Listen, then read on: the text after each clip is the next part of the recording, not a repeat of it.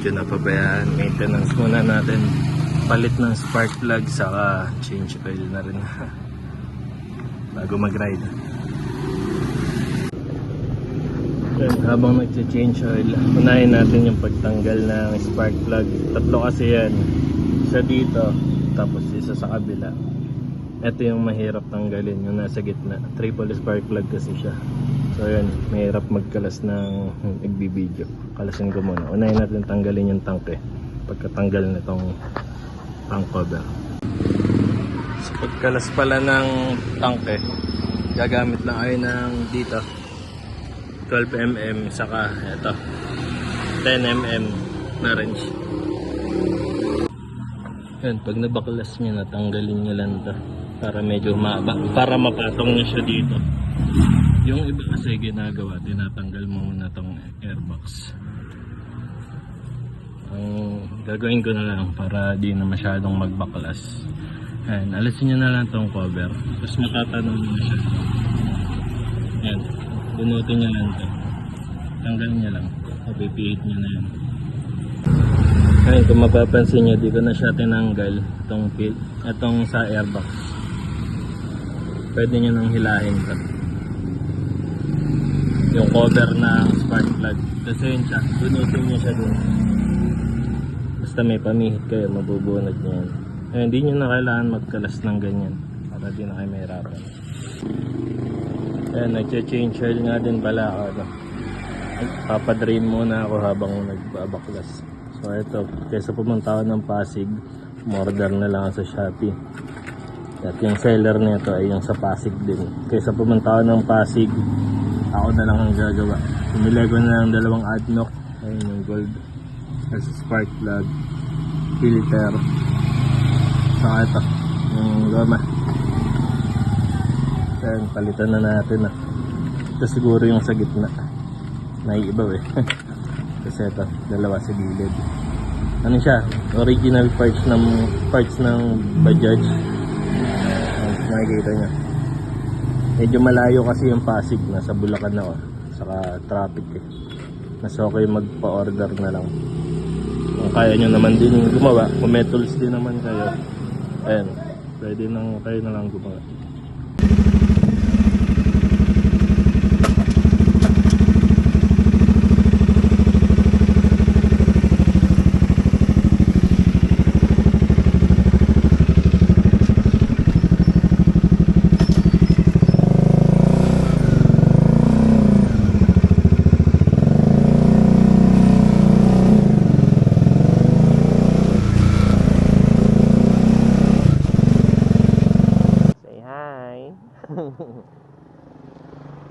Pagawa namin yung motor, madami kasing sira to eh. Palitin rectifier, palitin stator, pinalitaw na rin yung battery.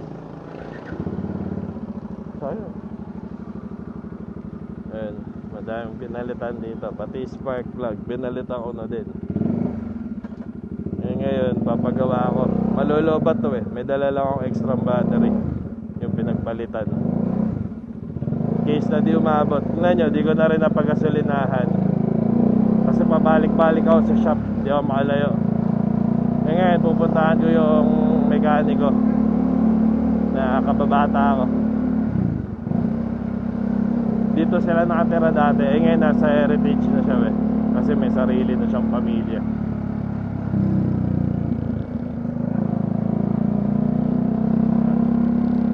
Ito kasi wala kasi akong tester, di ko kayang base mag-short pag ako gumawa. Kaya ko naman gawin, kaso baka mag-short kasi baka di ko mahanap kung ano yung shorted na wire.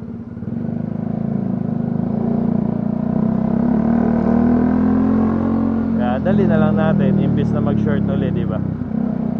Normal na sakit ng Dominar, madaming nag-aagan to.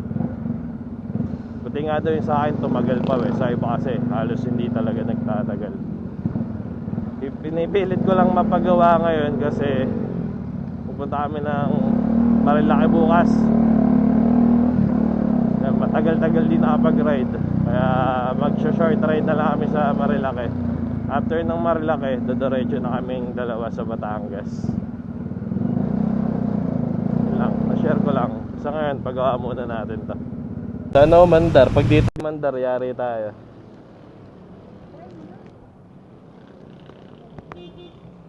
May sukli pa ba? Wala na. Ay, nakamagana. 10 liters. 632. Kano ba per litro? 60.89. Premium. Ayan na. Ayaw na umandar. Patay. Yari. Sinasabi ko, kaya nagdala ako ng battery.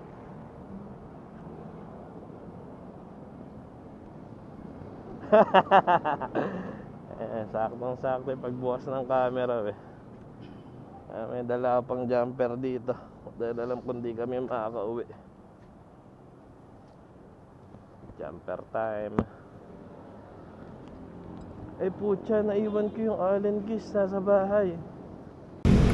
Patila lang na ulan. Napagpalit na rin ng battery. Pinaram kami nila kuya ng pamihit kasi naiwan ko yung pamihit. Ito, malalaman natin kung aandar ba o hindi. Pag di umandar, tawag na lang ng rescue. Game, try. Sana umandar. Pag di umandar, yari tayo. Puta.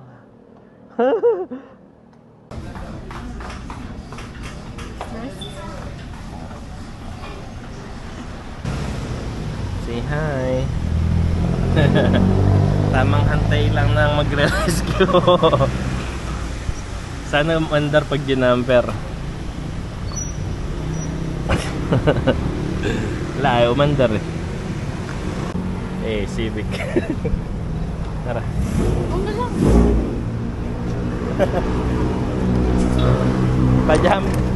Jumper na lang. Meron. Ito, sawa mo, ha? No. Na-rescue na kami. Diretso na kami sa bahay nila. Doon gagawin yung motor.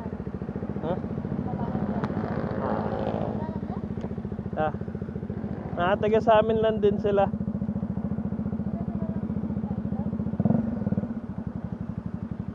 Di kami pwede mamatayan ng motor. So diretso na kami. Wala naman siguro mag-checkpoint. Kung may mag-checkpoint man, hindi ko papatayin.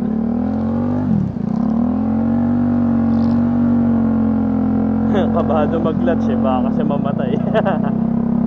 Hindi ko na lang muna binuksan yung headlight para hindi gano'ng magkonsumo sa kuryente. Takbong chill lang kami. Hindi kami pwede mamatayan ng motor. Tapos pagwa sa kanila. Ang papagawa pala dito, rectifier sa stator, papalitan. Yung battery napalitan ko na, bago na battery na ito. Tapos bago na rin ang spark plug.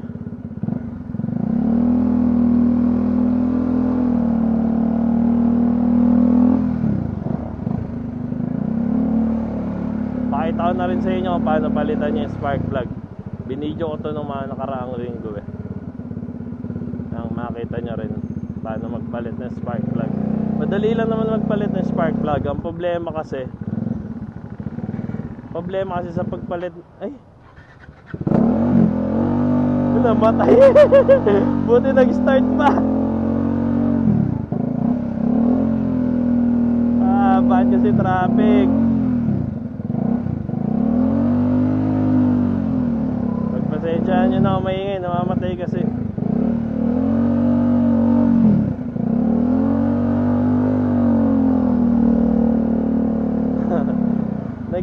Nag-i-install siya pag di mo binomba. Maasa na lang siya sa kuryente ng motor. Ay, sa gasolina. Di kami pwede mag-install. Lumandar kayo.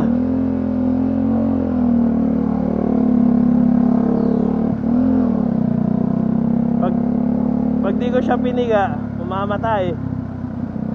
Kaya tuloy-tuloy. Kasi yung magre-rescue sa amin, nadun na. Nauna na sa amin. Kaya first gear lang tayo. Tignan nyo kanina, nung di ko ni-rev, tapos nakapiga lang ako sa clutch. nag-stall. Ayun yung nag-rescue sa amin, yung naka Civic. Doon kami ngayon pupunta sa bahay nila para gawin to. Tapos bukas makapag-ride na kami. Yan, mamaya na lang pagkagawa na ito. Ayun, sakyan niya.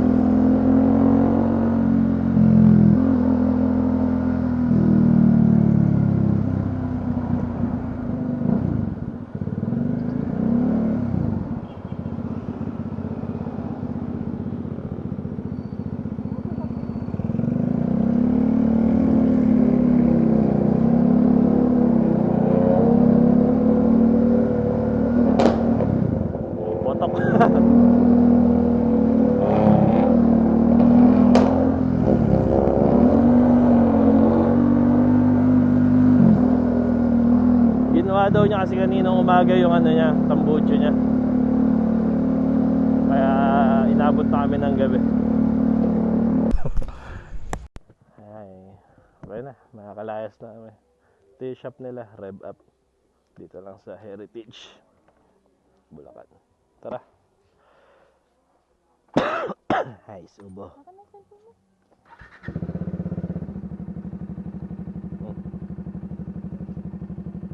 Halos bago lahat to ah. Ah.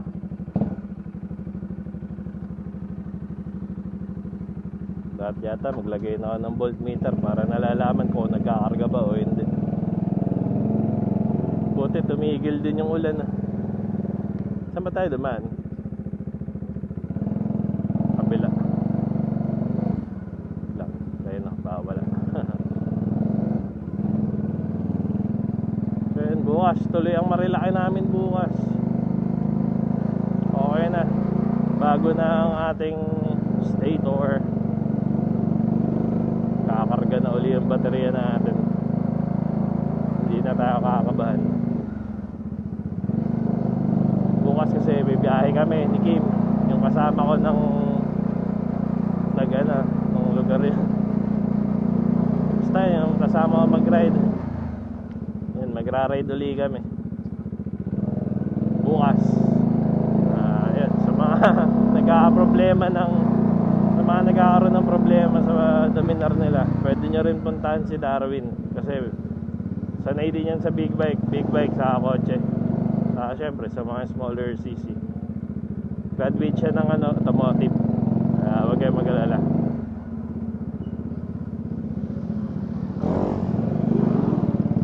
Dito lang yan sa UPL Homes Heritage Bulacan. Malapit dun sa Vista Mall. Or chat nyo na lang siya, pangalan niya Darwin. Sa wakas makakapag-ride na rin.